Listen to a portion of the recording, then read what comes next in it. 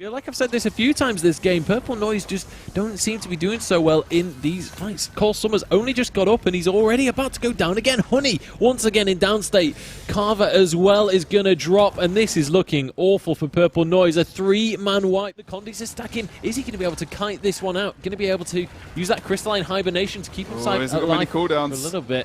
As you say, yeah, running out of cooldowns here, and he's actually going to go into that downstate. Can they get the execute, or will the rest be there from the rest of Orange Logo? Looks like he might just be going down, and this is the man advantage now for Car Crash. They can hold on to this victory if they can use it. Tries to get the heal down as well successfully. Chaos Storm, which means he's going to be able to interrupt some of those abilities as well. Maybe he's going to pick out the gravity well. Doesn't need to, as Nag goes down very low. And again, you can see something similar to what they did on Temple in the last map. Syndrome is so low, and they're able to use that to their advantage and actually take people down. Look, Posey dead as well. They've been able to turn this back into their favor, and it's very reminiscent of a Shoutbow Warrior played by Rom. This is one of the beautiful things about doing a best-of-3 format like this, is you have 3 games to work out your opponent's weakness and exploit it and take the victory because of that. Can Scout might just be the weakness that they've found right now. Car Crash looking to maybe lose this fight, as Can Scout is going to get executed. Nag now going to be the next target, and look at that rev drop. He's into downstate, and it looks like he's going to go down as well. Orange Logo, they're not looking to let this game run away from them just yet. As Nag does take him down, no one is near Tage to get the res, unfortunately, either.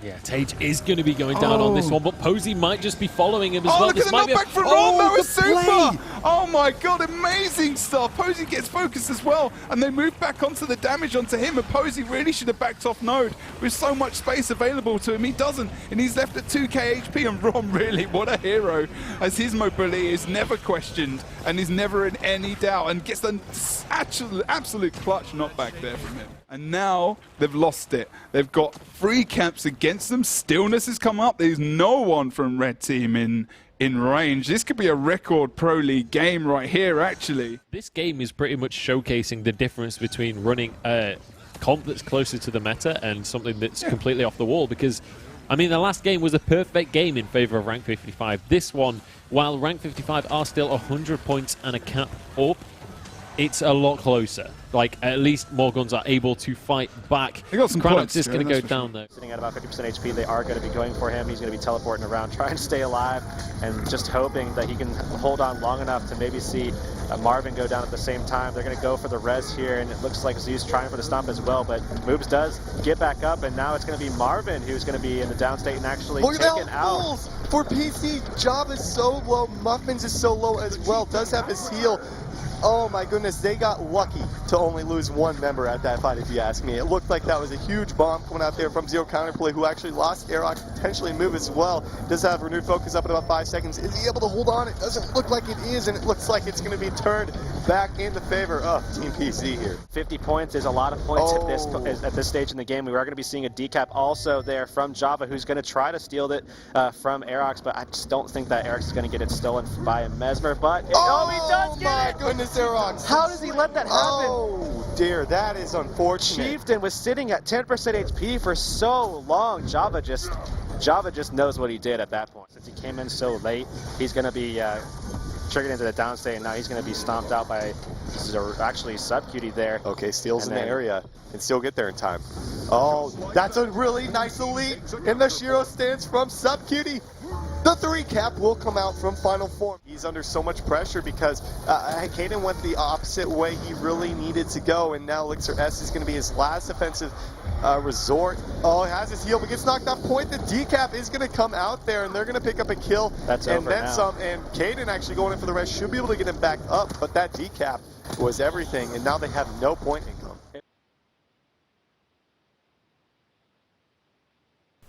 Hello everyone, and welcome to On Points with myself and Mr. Heurix as well. It's your camera's almost there, man. I almost had it. Oh no, I've got you. You're good. You're looking amazing, sir. You alright? How are you doing? Doing good, man. Doing good. Oh, I see what you did. That's amateur level, man. That's amateur level for sure. But we were in such in-depth conversation with Rom and Sunfish that in our 4-man cam screen that I was just, I wasn't looking at you, just your handsome face, sir. So you're good. Yeah. I mean, despite the blizzard that's going on outside. Oh God. The hobo look right now, but yeah, Life is good, man. Life is good. I didn't mean it, man. It's okay. No, no, you already said it, man. You already said it. You already said it. My feelings have been hurt.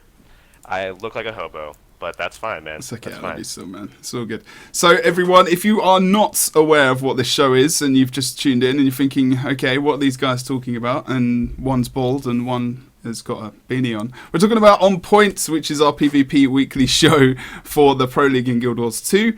We're covering the EU and NA regions. Heurix is the NA caster, one of the NA casters, joined by Storm, and I'm also the EU caster, joined by Munchables on Monday nights at 5 PM and 6 PM in GMT in EU.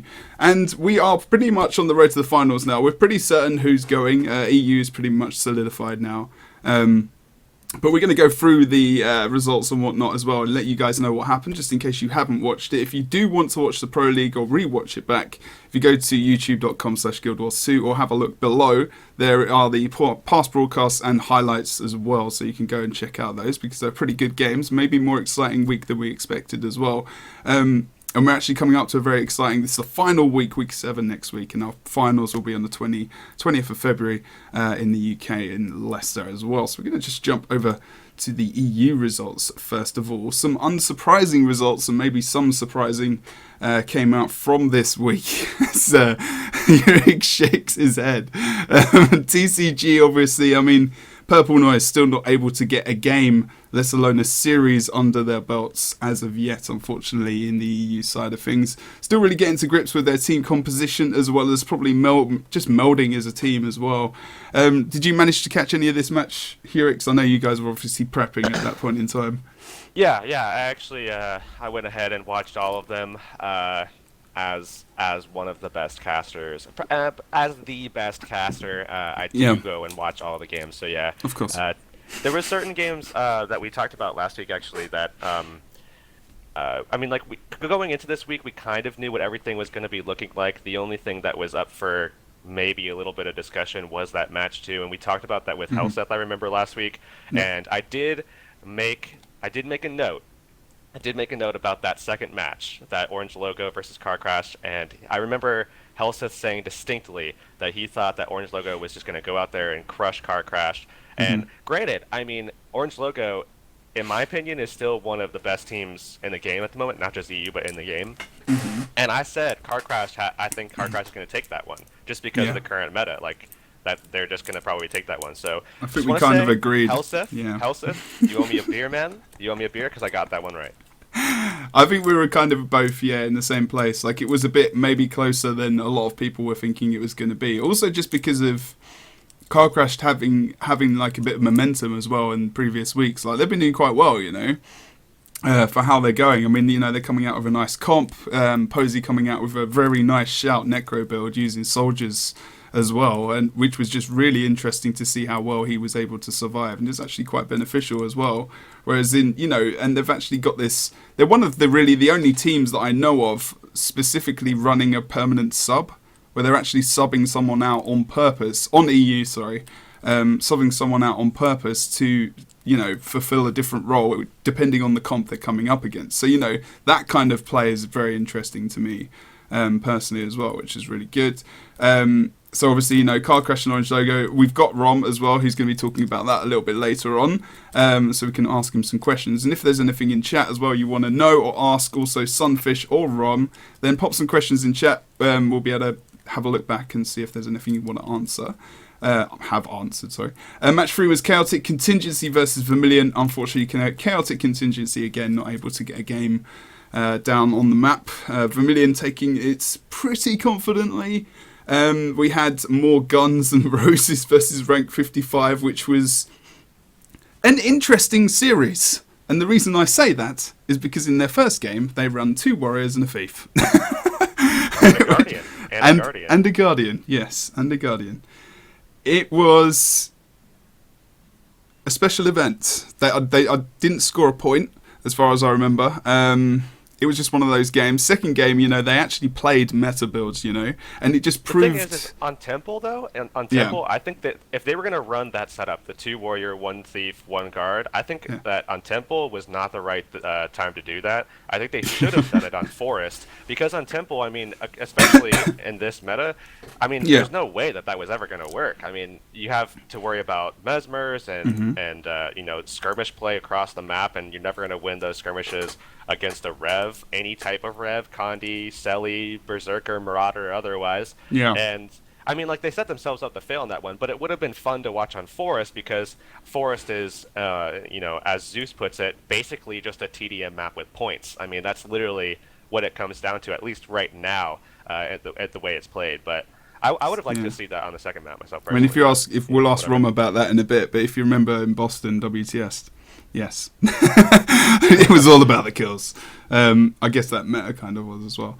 Someone said it in chat as well, yes, Guns and Tools was playing Thief in the second game as well. Everyone else kind of changed around a bit more to the meta, and they got more points on the board, you know, as well. So, you know, maybe in the future, in the not too distant future as well, Tuesday, we've got balance changes coming up as well. So that's going to be interesting to see how well Thief and Warrior, whatnot, you know, are going to be able to come back. So that's another conversation we can have in a bit as well. Rank 55, obviously Vermilion, top of the table at present. We're just going to nip over to NA, see what happened there. Apex Prime abjured. Not really a surprising result. Well, that actually came down to, I believe, the current word we're using. That was the forfeit due forfeit, to ineligible yes. roster. But That's what right. is going to happen with that, I'm not really sure. Okay. Following that, PZ actually beat Zero Counterplay, but something interesting about Zero Counterplay, and we'll kind of touch on them a little bit with sure. Sunfish coming as well later on. But I do want to say that Zero Counterplay actually came back pretty hard. They replaced, I believe, two of their members, I think. 2 of their members? Who Q2 was... and Arrow were missing. Okay. And instead they had, what is it? They had Eternity and Cyndaquil. Okay. So, yeah, they actually did quite well, and we'll talk about that in a bit, about Zero Counterplay and where they kind of are right now as a team that is yet to get I believe, a map. No, they have a map win. They have a map win. Yeah, they do. They have a map win. So they now have a map win, but yet to get a series win for that matter. In match 3, though, we saw Never Lucky take against Final Form. That was something that was kind of expected, as well as Never Lucky has really kind of been up in the ante lately. They've gotten a lot better over the course of the last 3 weeks or so. And then Spooky taking over Easy Peasy. PZ and Spooky are still kind of in contention for that last spot, and we do have 1 more week ahead of us where it is going to be PZ versus Easy Peasy, and they'll be playing first, and we'll be seeing if PZ does beat Easy Peasy. I mean, it's done. Spooky isn't going to be making it to the season finals, but if PZ for some reason does lose, and upsets do happen, especially with the way that these teams have been getting better. I mean, Zero Counterplay almost took it to PZ for a map there, but you know, there's always that chance. If PZ winds up losing, then Spooky will make it. But if they don't, then obviously Spooky will be still sitting at home. But yeah, 2-0s across the board, man. Yeah, and that score difference that we're talking about, which is pretty much what Heurix is talking about. Obviously, yeah, winning maps is almost is so vital. Even if you know 2-0, if you could win a map, that score difference can really switch things up later in the season, which is almost where a lot of things might be decided, especially in future seasons as well. So we're just going to check out the standings for EU first of all as well. So Vermilion, rank 55, sitting at 6 apiece, being undefeated in their series. TCG, only reason rank 55 is below Vermilion is because they have lost a game. Then it's TCG heading up next, of course, taking their win against Purple Noise. Car crashed at 4th, which a lot of people are very, very surprised about. I'm not actually that surprised. I'm surprised they're maybe above Orange Logo, but that's about it. Like around that mid-table was where I was feeling they were going to be. I feel like we'll have a lot to go on with Orange Logo in just a bit when we're able to talk to Rom. Because, I mean, we were talking about it a little bit before, but the thing is like, Orange Logo is still like a very solid team, but the way that EU works right now is that, honestly, there's 5 pretty solid teams out there. I mean, you can't downplay what Car Crash has done in this, this first season of the Pro League. And, I mean, the word that we heard Rom use was a failure by the team. But I mean, I don't really see it as a total failure. But we'll be able to talk to him, of course, and be able to get his thoughts on that. Exactly. So, as I said, Orange Logo at the moment down 5th, around with more Guns N' Roses, and then we've got Chaotic Contingency, obviously picking up a series a couple of weeks ago, and then we've got Purple Noise still looking for their first series win, which, could happen this week. You never know. They've got absolutely nothing to lose, and I can see the look on your face. We're going to go back. What we're going to do is we're going to go and speak to Rom of Orange Logo, and obviously Sunfish of Spooky as well. And you can see their lovely faces pretty much right now, hopefully. Hello, fellas. Hello, Rom. Hello, Sunfish. How are you guys doing? All right? Hello. Good. Yes, it's all good. It's all good. Good stuff. We couldn't get Sunfish on camera. He's got a pet sloth that's going, a little bit nut bar at the moment or something. I'm not too sure. But yeah, I mean, we now in, week 6. We're leading on to the last week of the Pro League. It's scary to think we're almost here as well. Which the whole thing's just gone so bloody quickly. We've got finals coming up, and a lot of people might not know actually who Sunfish is. So I was going to ask quickly, Sunfish, how long have you been playing PvP in Guild Wars 2 for? Would you say roughly? PvP, I think like the past year. Okay. Before that, I was a World v Worlder. You were mainly World v World, okay. Yeah. Why do you say it like that? Is that such a bad thing? That's not a bad thing. We got some awesome World v World players that make good PvP. Yeah, that's true, man. World v World is a very... World v World player too, man. What's that, sorry? I'm gonna call NASA a World v World player. Honestly, I'm Really? gonna call him a World v World player. So that makes Sunfish and I'm gonna call Olrun a World v World player. Phaon is certainly a World v World player. I'm gonna call Steel 1-2. You got Nas, like I said. So I mean, that's 5 players right there. That is I'm not gonna lie. I started deep in World in the v trenches World. of World v World, man. I started in World v World for 6. Sin as well. Yeah. Oh yeah, Cinderner, yeah. And Benz as well. Yeah, You guys, Baines, I believe you George. guys used him for a bit, yeah. Yeah.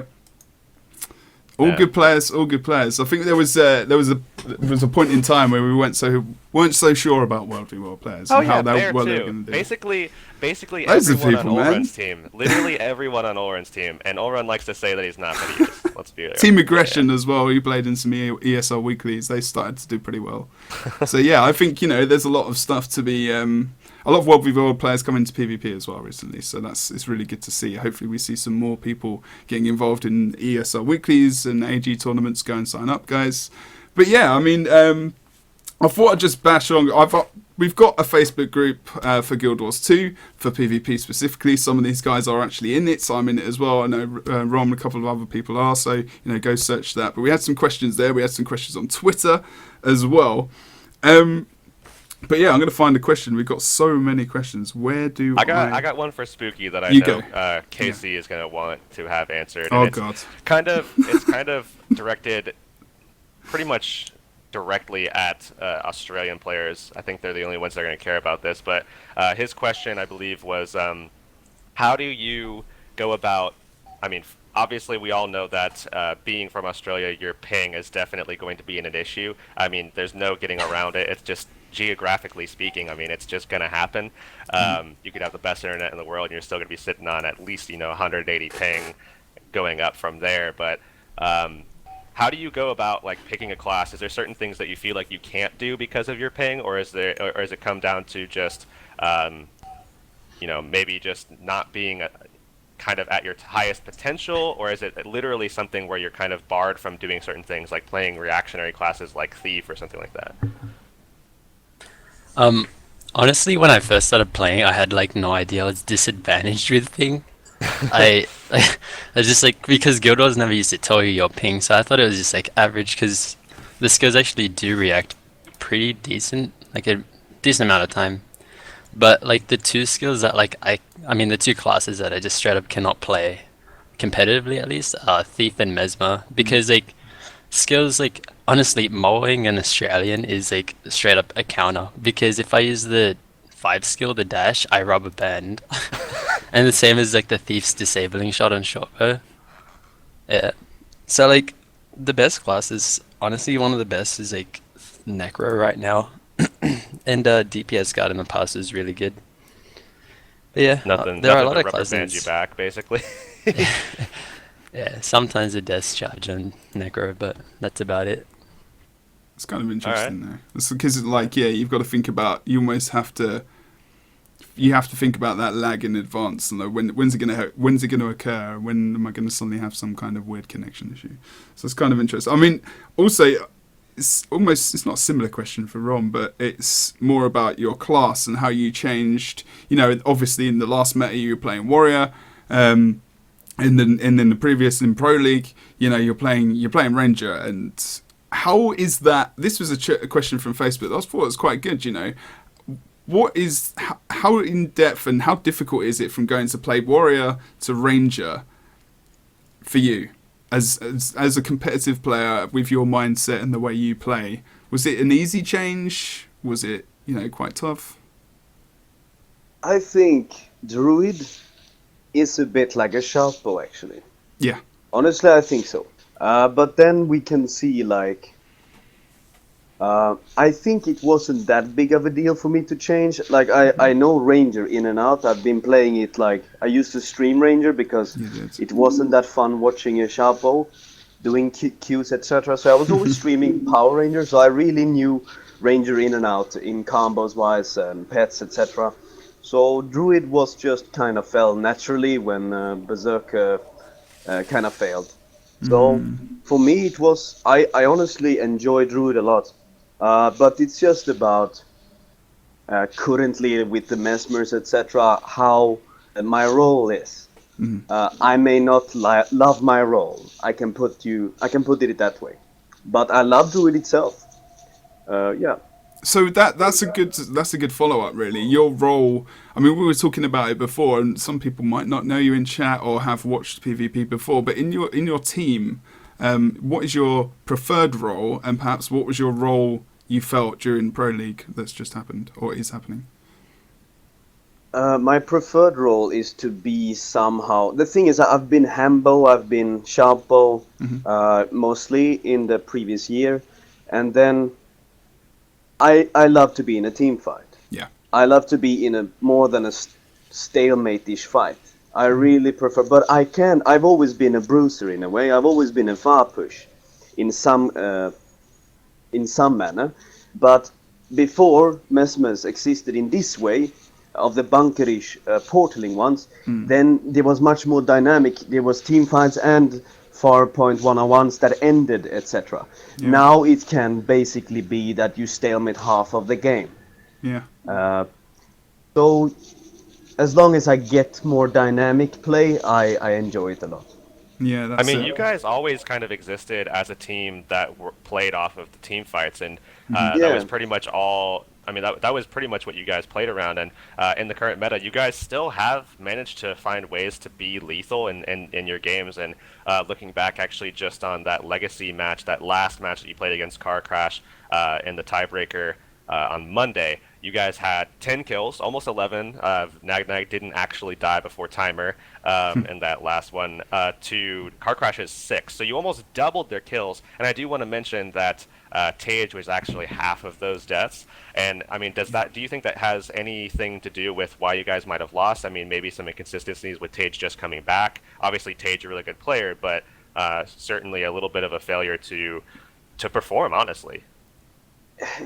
Yeah, I mean, it's a given, to be honest. I mean, he's been gone for, 2 months of the patch? Yeah. He played the patch for, 2 weeks? Yeah, not When much. you face people that play this now for more than 2 months. Maybe the same class as well. So, of course, he will come back rusty.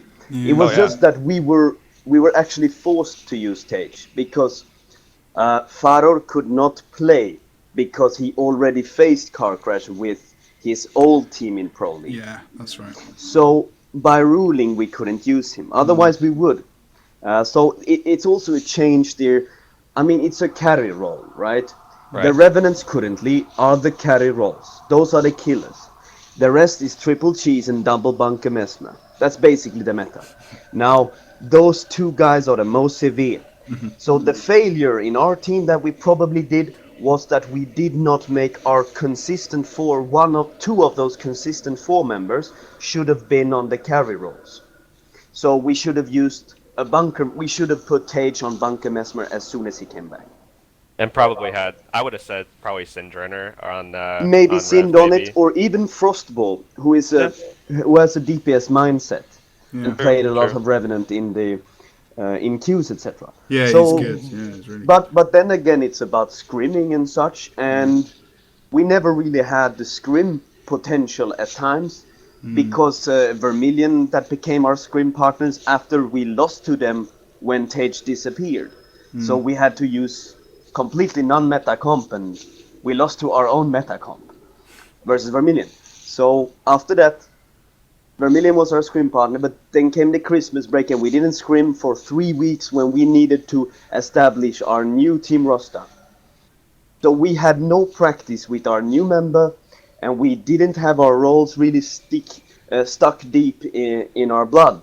So for me, it's not even weird that we've lost this season. I'm not even sad about it. Sure, we lose some money, but from a team perspective, we're not worse players. It's just that, you know, the genres of practicing and the situation that has occurred, etc. So for me, I'm fine. All I want is a 5-man roster for the next season that is stable. Then we're good. I mean, that's kind of what Vermilion, you know, they're almost the prime example, 55 as well. But Vermilion now are probably the oldest 5-man roster solid, right? Yeah, they actually are. Yeah. Believe it or not, they are. Since you guys were actually, since I was watching scrims between you guys for, you know, last year for WTS and whatnot, right? Yeah. And other times. Yeah. Yep. I mean, that's it. I mean, the basics of, sorry Argila if you watch this, but they used to be called Orange Logonaires, and we That's made right. them to have a scrim partner for WTS Cologne. Yeah.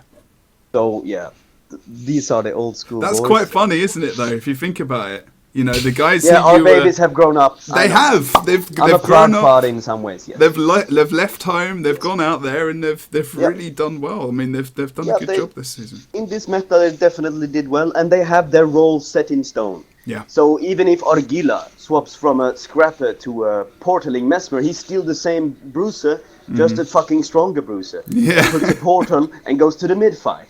So now, station or not, you're gonna get decapped however. So true. Yeah, it's like this. Yeah. No, it makes complete sense. It was very interesting because we did start to see engineers not be played as much as well because, you know, Ellie's started to leave. Diamond Skin didn't need to be pierced. We didn't need to, you know, they were very good at rezzing still and the damage. But, you know, if you want the damage, just bring the rev, right?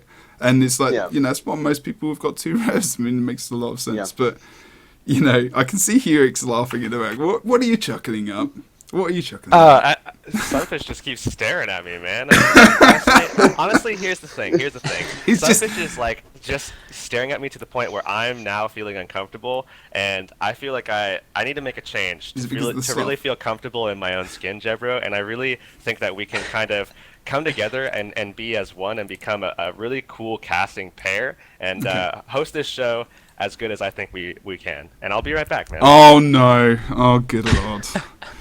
Okay, Heurix is having a bit of a laugh right now. He can't carry it as well as me, that's all I'll say.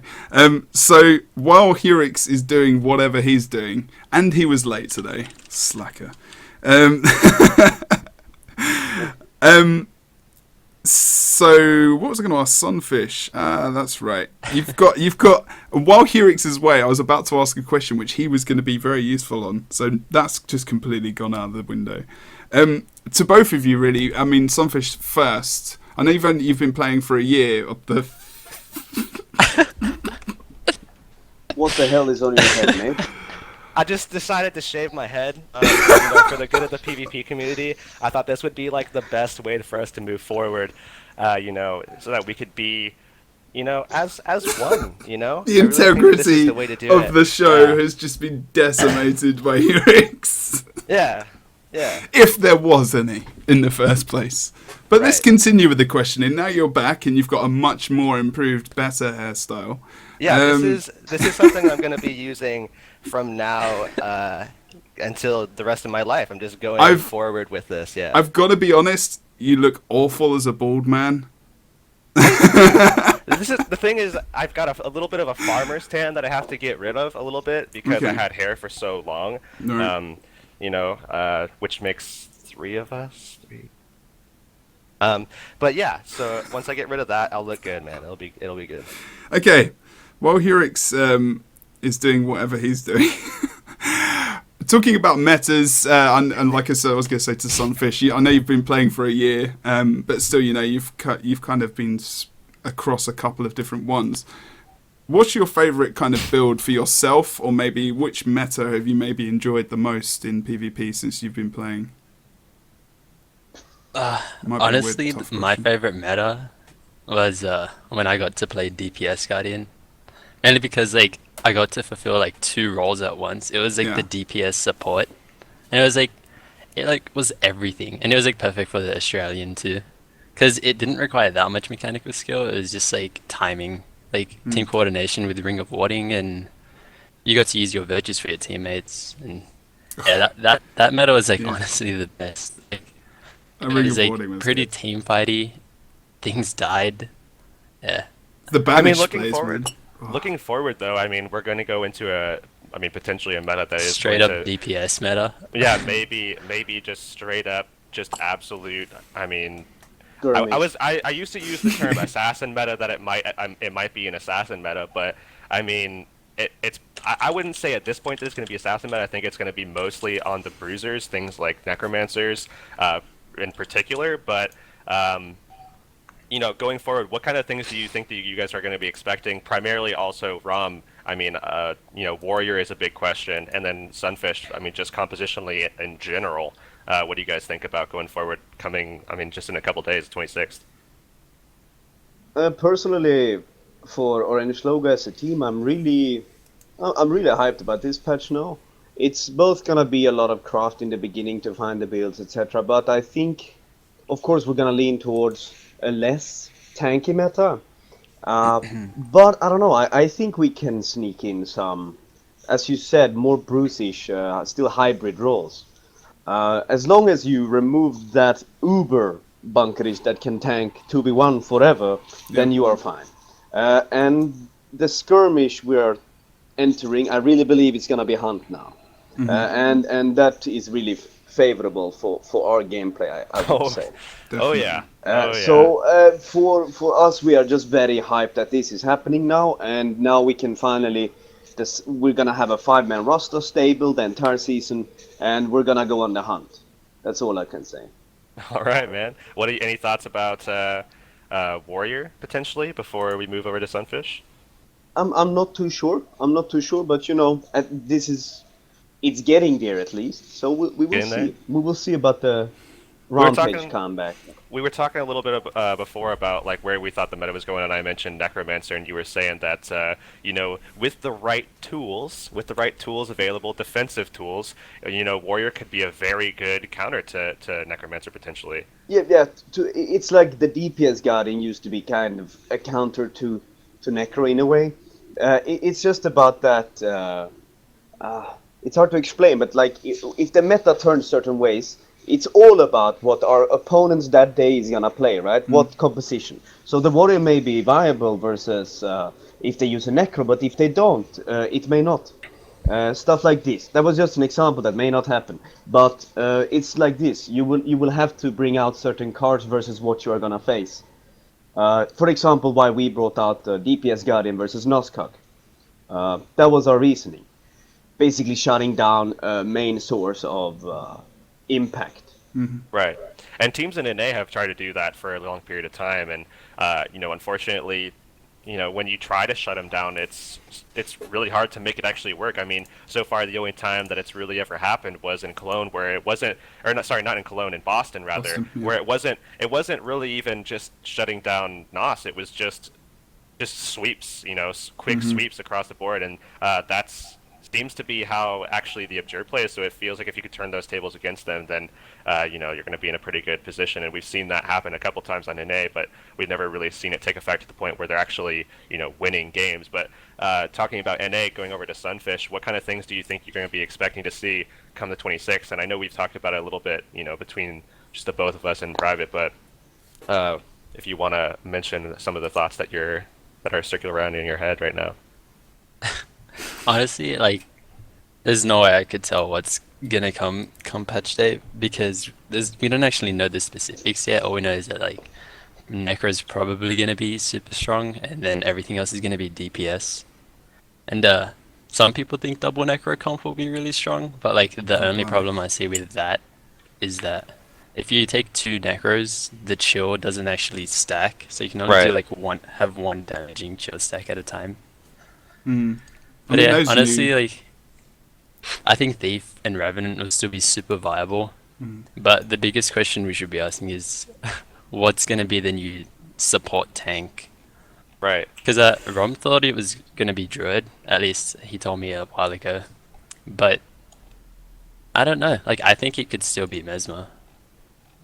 I don't want it to be Mesmer, but I mean, we have Chaos Armor isn't going to be applying blind. It's going to instead apply weakness. You still really don't want to be using well of precog, because it's at the moment, at least as far as I understand, not going to allow you to contribute to cap progression, so that's a problem. Alacrity is taking a huge nerf to the point where, I mean, I've done just testing on my own and ran the numbers, and the unfortunate matter is that 33% as it stands isn't that honestly that good. I mean, at the moment, it's pretty much just Alacrity. It will reduce your cooldowns a little bit, and you might be able to get a couple of skills in here and there.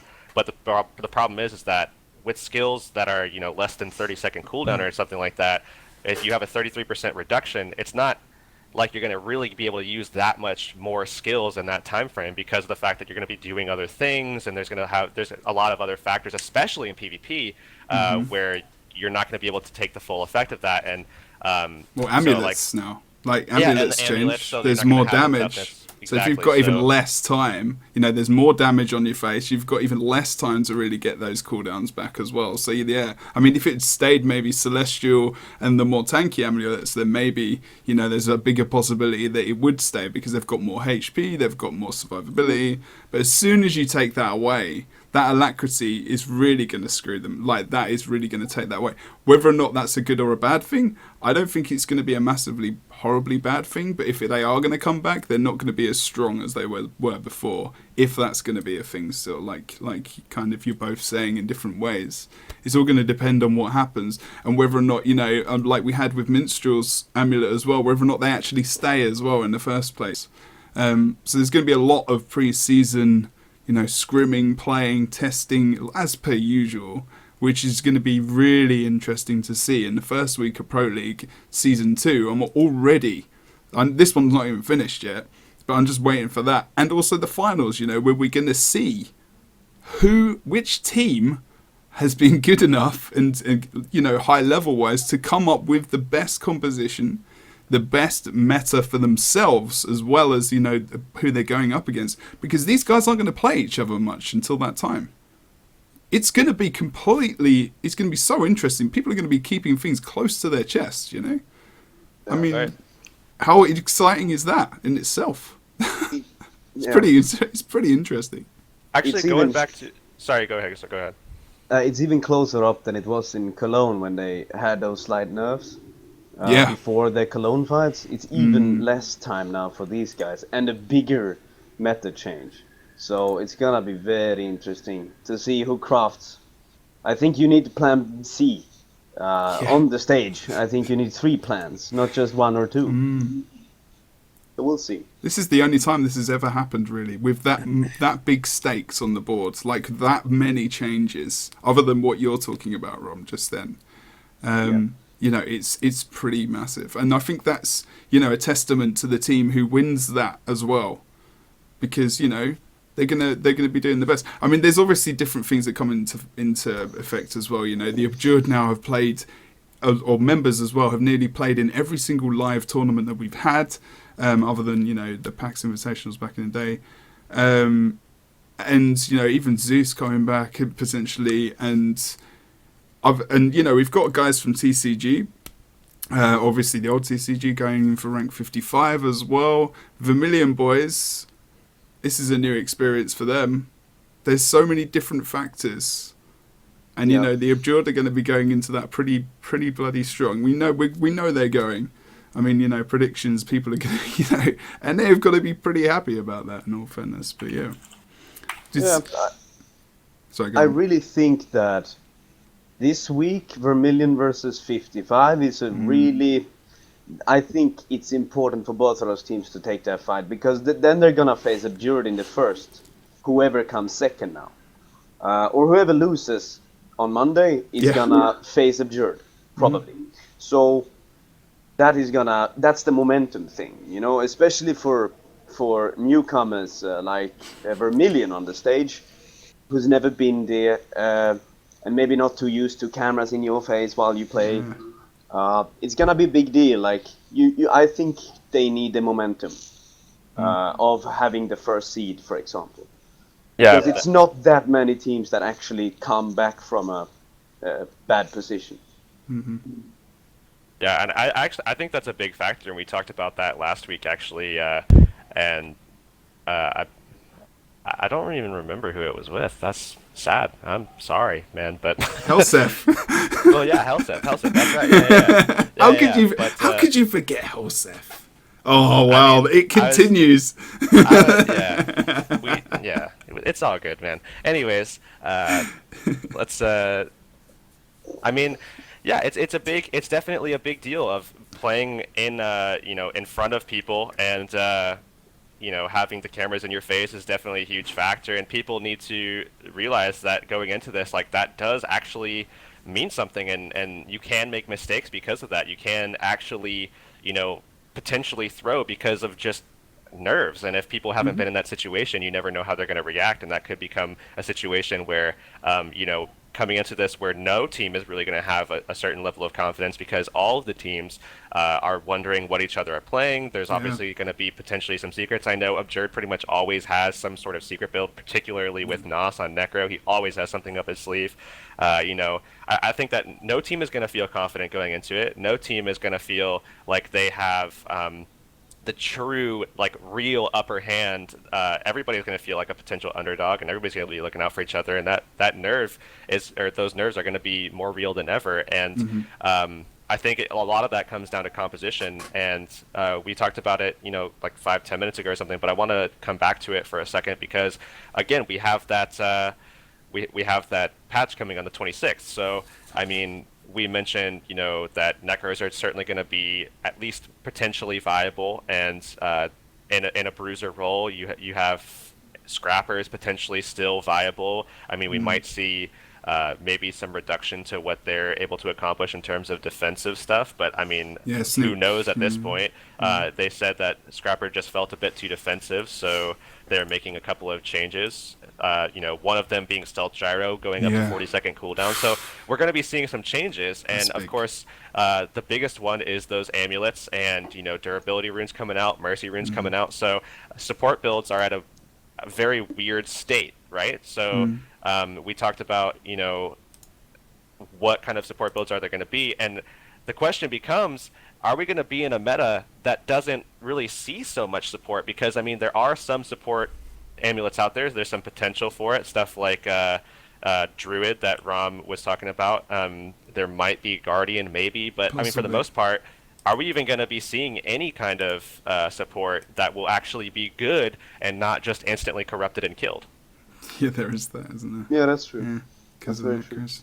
It is going to be interesting. I mean, we've still got clerics. We've still got there's some healing amulets still left Settler, in there. Yeah, but the thing with cleric and settler is gonna be that the necro will blow those fuckers in what? Oh no, settler's gone. Seconds? Settler's gone. Oh, settler's gone. Okay. Yeah. But cleric is still no HP, so you're gonna roll around. You have with what? Sage's amulet now, and that's Sage's amulet has the vitality on it, so you might be able to do something with it there. But I mean, that's one of those things that it's like. It might work, but it might not. It's very hybrid, isn't and it? Menders as well. it's no tank, but it's healing support. Yeah, right. Yeah. It has. That I mean, it wouldn't has actually be vitality too on bad. it. That Or wouldn't sorry, be Yes. too bad. Sorry, not Precision as Sages. well. Sorry, I did mean You meant Menders. That was my Menders. bad. I Yeah, did mean Menders has I did mean vitality, Menders. healing support, but no toughness. Right. But I kind of like it in a way. I mean, that's gonna be a good amulet versus a necromancer, for example. Yeah. But less versus maybe a bruiser like a scrapper or so. So we'll see. But I don't know. I mean, the support of an astral form is still a lot. Yeah. That means that the menders will be quite a lot of, and in a skirmish fight, a full HP regain may be severe as well, or provoking an enemy to touch you, and then you resustain and kill them. Right. Especially if So you might it's step going to be in. interesting, very interesting to see what I comes think the up. new amulets are certainly something, I mean, worth discussing. I mean, we had it released actually during the last On Point show, and I guess now it's been enough time where teams have been able to look at them maybe a little bit. And the four ones we're talking about, of course, are Mercenary, Sages, Paladins, and Menders. Maybe And post that, actually. honestly, the thing that I'm curious about is if teams are just going to be solely using these amulets, because looking right down the line, I mean, you have a hybrid power Condi with toughness and vitality on it. You have a hybrid power Condi with potential support, something like maybe an elementalist might be able to use. You have another hybrid power precision, toughness, vitality, literally a bruiser's dream at that point. And then you have the Mender's Amulet that you were talking about, which is that kind of hybrid support-based one. So it's all kind of down the line sort of hybrid based, and you have some defensive capabilities on all of them, and they're all 4 stats, so they cover a lot of different stats that you would want. I mean, are people even gonna, I mean, other than Thieves, of course, running Marauders probably, are we gonna be seeing mostly just these 4? Potentially, Maybe. maybe. I mean, you know, I think like you said, Scrapper is... There's always potential for that to be... But, you know, Sneak Gyro was just so... You know, that cooldown, you know? It was always there. But the function jar is not touched, is it? No, not as far as I know. Not as far as we know, sorry. Yet. Yeah, But, you know, okay. this is just a taster of the... of what was happening, so we don't know the extension of what exactly is going to be, you know, taken out. So yeah, if they do something to function gyro as well, that's when, you know, you might see the engineer drop out a little bit more. But even on EU last week, we didn't see it played that much at all. Yeah, actually. Yeah, sure. But they choose, like, you basically choose, because you can't use 3 mesmers, then you have the 5, then you don't have 3 classes. Yeah. So basically you see Druid or Scrapper as that bruiser, far push, or side node. And the whole thing with the Scrapper was that you cannot die 2v1 because you just sneak gyro away. And then re-attack or whatever. But Druid could die in a way, because he can still get hunted by a Revenant. Here are my... Oh, sorry. I didn't realize you were... Keep going. So my major things that I want to touch on today while you guys are here, because I really kind of value what you guys have to say about it, are the kind of main points that we're going to be looking at going into the finals, and then of course to follow as well, as you guys will be in Season 2. And we do have to also touch on the relegation stuff as well, so there's a lot to go over in just such a short amount of time. I mean, we've already been on here for like an hour at the moment, but just real quick. Yes. Yeah, so real quick, Amazing. I just want to talk about, so first and foremost, obviously, we're going to probably be in a meta where, I mean, cleaving down states is going to be more real than ever. The mesmers aren't going to be able to just send everybody quickness. You're not going to be able to res them up instantaneously. With mesmers, potentially, I mean, we don't know where tank mesmers are going to be. If they wind up coming out of the meta, then you're going to be looking at situations where cleaving is certainly good. Guardian's going to be in a state where, I mean, I don't even know if they're going to be played, sort of how they are right now, but with Test of Faith losing some of its...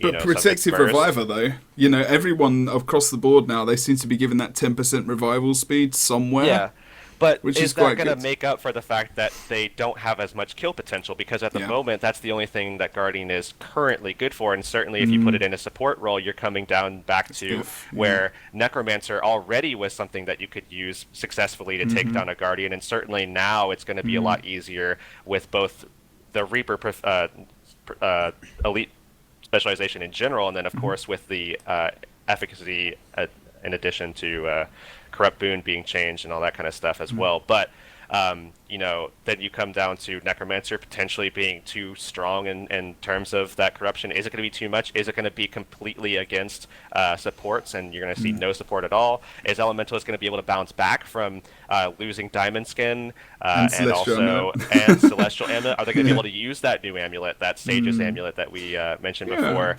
And, you know, or are they going to go into something interesting with Fresh Air being changed? Would they go into Scepter instead?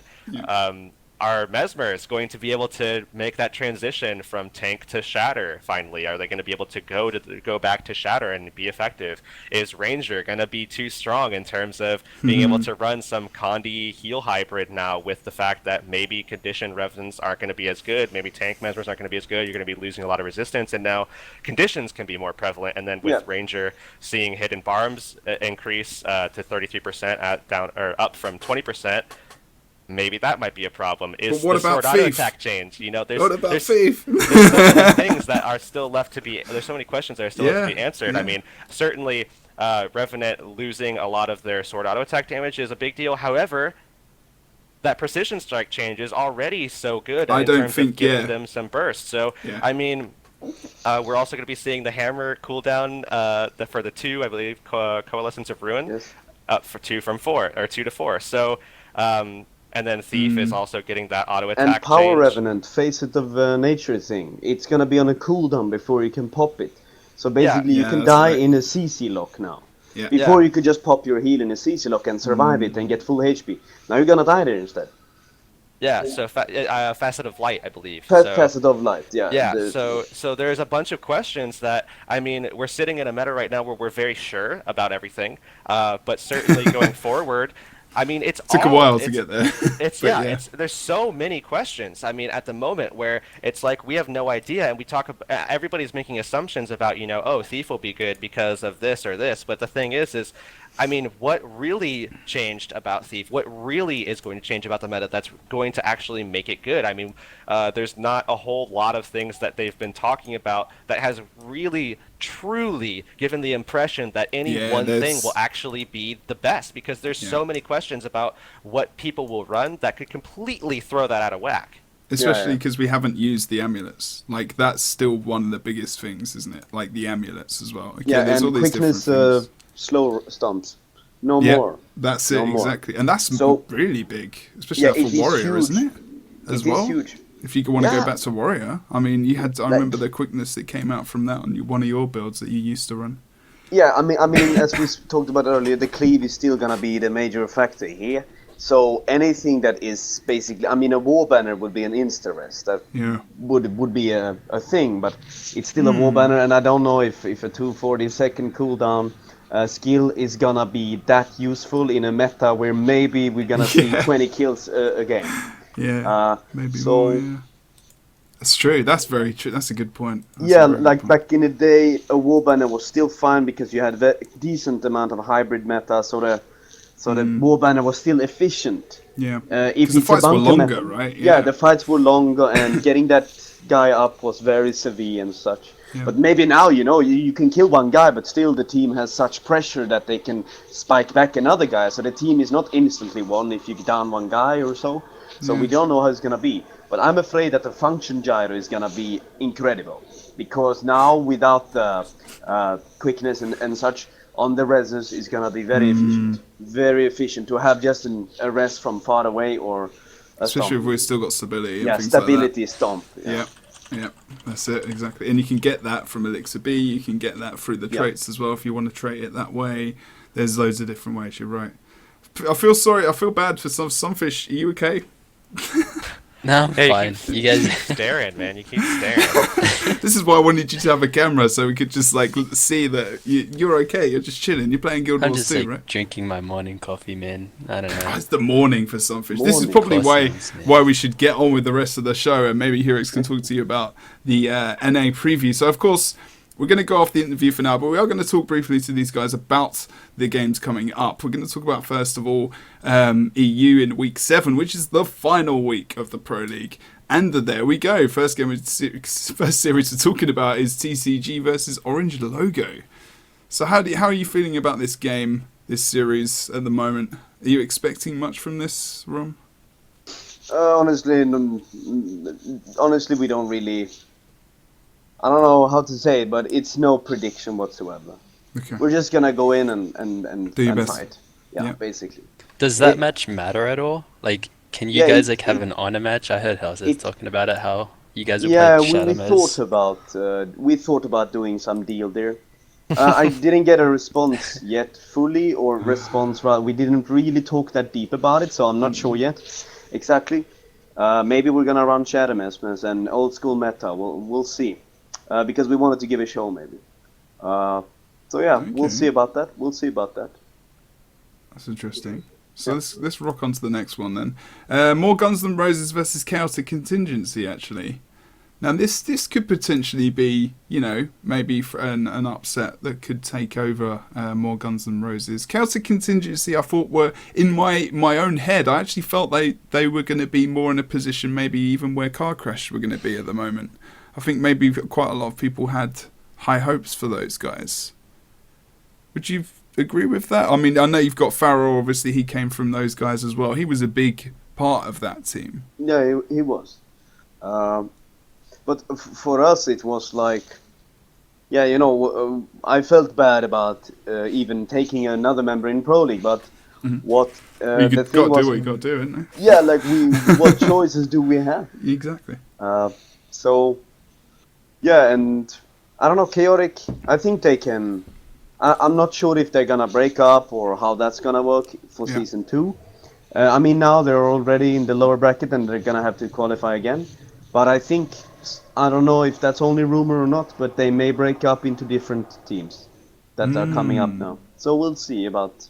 That's interesting as well. That team. There you go. Some little bit of inside information, perhaps, from Ron. Yeah, maybe some inside information, or maybe not. Yeah, maybe not. Things are things, and stuff is stuff. So next one's going to be now that obviously match 3. A lot of people are looking at this. It's going to be rank 55 Dragons versus Vermilion. First versus first. Really, it's going to determine who is first, who's second, who gets the seeding they want. Like you were talking about, potentially to go against the Abjured. The Abjured are number 1. That's where they are. This is a difficult one to pick for me. In all honesty, here's the thing, man. Honestly, I think that if I'll call it right now, and people might hate me for this, if Vermilion winds up losing this matchup, and I think there's a good shot for them to win, but if Vermilion winds up losing this matchup and they wind up going up against Abjured in round 1, I don't see Vermilion taking the season finals at all. I don't think they have even a shot at that point. I think you're right. Because I agree. I actually agree there. That's a lot to do with like what we were talking about earlier, on day nerves. Yes. And what's gonna happen. Because, but the thing is we know what overconfidence does as well. Orange Logo knows what happens. They beat the guys in Boston, That was part of the reason why I felt that the Abjured lost that, It wasn't because they weren't playing. They went into it maybe without the expectation of how Orange Logo were going to come back. They came back with a vengeance, and that was very surprising. Yeah, it was also a comeback meta. You could do that. Yeah. Them insane things, but like couldn't meta, you cannot. Yeah, exactly. Couldn't meta, there is not time enough on the ticker. I would like to see a 25-minute game if it's this meta. Because then I know what you mean. One kill may snowball into 200 points. Now, whereas previously a double cap didn't mean that much. You could retake it fast. But we will definitely see. I mean, I favorize Abjured. I think out of my own perspective, I think Abjured are gonna, if they craft well, and Noskok is probably gonna be stronger after the patch, and we see a Chase main scrapper here that is probably gonna be a meta as well. And then we will see what Wakey and Fanaran brings out, and Toker, if he's gonna be on a Rev or a Thief. But it's like Heurix said, if Vermilion loses that momentum, I think they're in trouble. Yeah. And 55, they have some old school player that have been now on stage, like Xananan, Levin. And Misha is the 60. newcomer here, but he's a really a cool player, Misha, or Oracle, Yeah. as he wants to be called now. How long have we been waiting for this guy to get into a tournament? Yeah, I mean, he always deserved it. Like, on EU, I always 100%. liked Misha. He has been my enemy for, what, 2.5 years? Yeah, in yeah, 55 yeah. HB Monks, Yeah. etc. Always been that counterpart to Helseth I or know. Frostball in the late It's months. really exciting, right, to see him and some other guys like play in that tournament. Like this is, Yeah. it's nice for some guys to get in there and have their shot, you know, and to really, you know, develop their characters as well as their storylines. But Absolutely. Yeah. I think it's 55 or really, I like these players a lot. I think they can, like, they could bring out something random as well because they have amazing rotations in their blood, etc. And Xananan is a calm dude. He's a strong, Yeah, right. he's a Baltic person Yeah. from Europe. And yeah, I like these guys, and we'll see. We'll see what happens. Okay. Monday is gonna be deciding, and Man, then Vermilion it's- maybe shows. Maybe Vermilion shows incredible, surprising stage presence. We'll see. I think we're going to be surprised by them. I think we might be. Maybe. We might Yep. be. So then, last of all, of course, we got Car Crash versus Purple Noise. I think most people feel like they know what's going to happen there, especially with Car Crash playing. You know, they've just been their momentum. They're not going to be stopped at the moment. They want that final series win, and they want to solidify themselves in that position. So I think we're pretty much sorted on EU. So if Heurix, you and Sunfish want to have a little quick talk about NA, because that's also quite exciting this week as well. So up first, let's see here. Up first, we've got it's going to be PZ versus Easy Peasy. That's not going to be a fun thing to cast at all. Just red and blue, I think, for that. Yeah, just because the names. Hold on. Let's go back. Let's rewind. Just because the names, that's not going to be a fun thing to cast. But that match actually does mean a lot, and it actually means a lot, particularly to Sunfish. So obviously, if PZ does lose that game, then Sunfish might actually be in a position to go to the season finals. Whereas right now, it's not looking so good. God, that's a long way to go. Yeah, it's already kind of decided at this point. I mean, Easy Peasy has a chance, but I don't think they've been practicing too much this week to like really give it a shot. But you know, PZ's been like also getting weaker by the week, in my opinion. They like had a 450 game to zero counterplay when zero counterplay ran Dragon Hunter and Thief because they couldn't make like just the obvious adjustments. I don't know. They're pretty set in stone how the way they play PZ. But yeah, that matchup matters a lot. But if Easy Peasy does end up losing, we're actually gonna have an honor match with zero counterplay where we're only gonna play Zerka or Marauders with no durability runes. That's like one thing to look forward to. Actually gonna be fun. Alright, so that'll be obviously the next match. So the first match will certainly mean a lot. So that'll be a huge deciding match between PZ and Easy Peasy there to decide if basically who's going to the season finals. If PZ wins that, they're going to the season finals. If they lose that, Spooky's going to the season finals, provided they can beat zero counterplay. But so if PZ wins, we'll see a pretty interesting honor match between Zero Counterplay and Spooky. If PZ doesn't win, then I expect Spooky to come out and just absolutely decimate Zero Counterplay to make their way into the season finals. Following that, actually, real quick on Zero Counterplay, I do want to make a couple notes here that, so as it stands, Zero Counterplay has had a lot of trouble over the course of this season. I mean, it shows in the fact that they have literally 0 series wins. I mean, they have just one map victory and that's it. And, looking at it at the moment, they have yet to reach above 411 points. That's the highest points that they've ever scored. On average, before week 6, on average, they would score just over 210 points per round, which is obviously not a good position to be in, especially given the fact that is, forfeits excluded, abandonment excluded. And then on week 6 with Cinda and Eternity, Cinda, a player that you've actually played a lot with, Sunfish, being on cutting stunts with him and everything, they scored 305 points between the two matches as an average, and then that would be 609.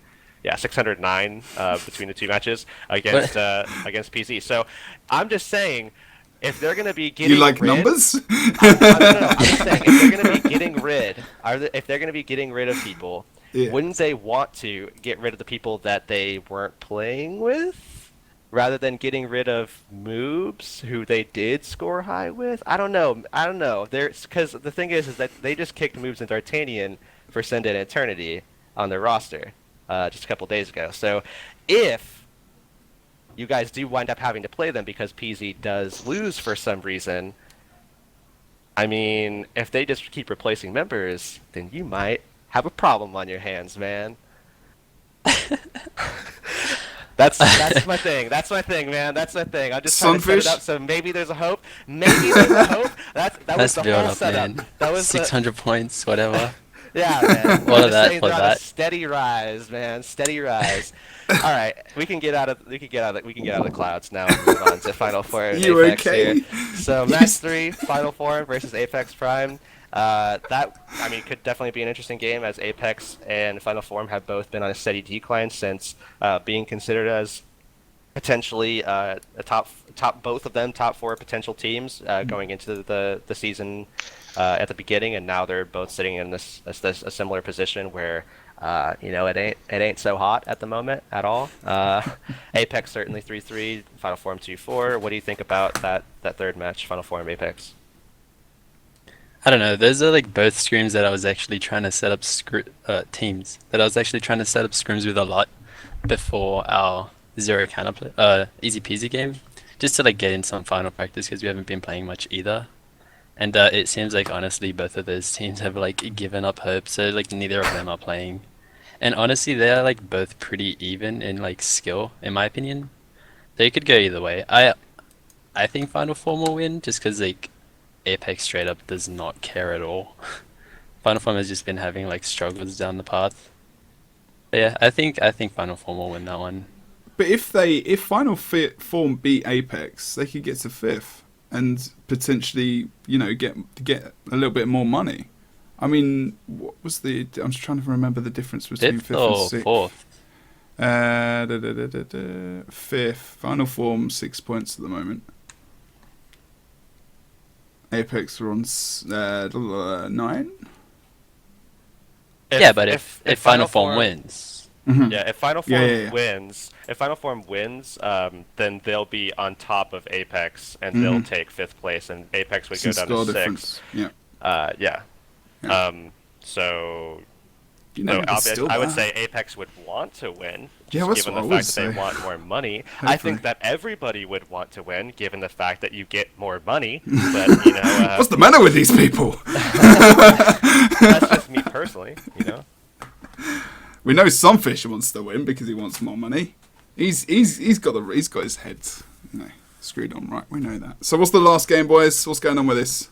All right, that last game is going to be Never Lucky versus the Abjured, and Never Lucky actually is a little bit confident about this one. I'll say maybe a little bit, just a little bit confident. They might have a little bit going for them. They've been doing a lot better. They've been another one of these teams, right? That's been climbing. I mean, the horrible start to the season for those guys. Really bad. Yeah, but they've certainly gotten a lot better. Oh gosh, yeah.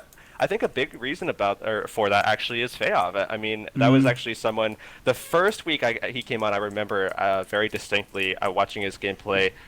Incredibly unimpressed. I have to be honest, incredibly unimpressed. But over the course of the following weeks, it got drastically better. I mean, I have to give it to him. Mad respect for that. It got a lot better, and to the point now where I think in NA, he's actually one of the better Revenants in my opinion. I think he's mechanically pretty strong. He doesn't go into it just spamming away and stuff as some players might, but he has like a methodical process, and that's something to be respected for sure. So I think some of that certainly comes down to Feov really kind of upping the game a little bit for himself personally, and then Olrun really doing a good job with his team and making sure that they keep going, and they have a pretty high morale right now, which is good for a team that has been struggling a little bit, but they've made their way back into 4th place. And, if they do well enough against the Azure, maybe take a map off them, they might be in a position to be ending in 4th or 5th and stay out of relegation.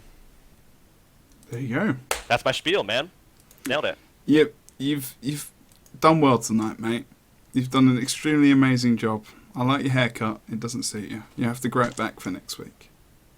Yeah, I'll try to grow my hair back for Monday, but for right now I'm digging the bald look. I'm probably gonna stick with this one for sure. Okay. I mean, it's cold outside. You're gonna wear a hat anyway, right? In that blizzard, so people won't notice. Yeah, there's a little blizzard outside right now. I'm looking at it. It's who knows if I don't even know if I'm gonna be able to cast on Monday. Oh God. Man. We have no idea. Rom's thinking like, what are you talking about, blizzard? This man's got to probably put up with it a lot, I imagine. But yes, we're going to end the show there because we have gone a good 20 minutes to half an hour over. But I think it was worth it. I think we had a good conversations tonight. I'd like to thank Sunfish. Good to meet you, man. I've never spoken to you, but it's really good to have you on the show. Nice to get people to get to know you as well. And also Rom, of course. Thank you very much for your insight as per usual, sir. Are you streaming tonight at all? Maybe. I'm not sure yet. I have to make a few calls. Then maybe I'll stream or maybe not. There we go. On point victory stream, man. Yeah, we should do an on-point victory stream. Is that it? Is that it? And for Sunfish, I really hope that you can finish your coffee and then, blink for the first time in 2 hours. That would be cool. Yeah.